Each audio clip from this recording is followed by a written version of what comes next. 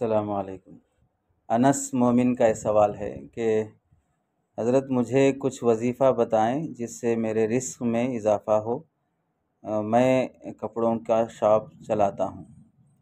جواب یہ ہے کہ پہلی بات تو ہمیں یہ چاہیے، اللہ تعالیٰ کے فیصلے پہ ہمیں یقین ہونا چاہیے کہ روزی اللہ تعالیٰ اپنے فیصلے اور اپنے قدرت سے عطا کرتے ہیں۔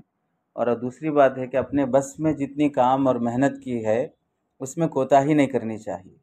اور تیسری بات یہ ہے کہ جس حالت میں بھی ہوں اللہ کا شکر ادا کریں، نمازوں کی پابندی کریں، استغفار کی کثرت کریں، تلاوت اور ذکر کا اہتمام کریں۔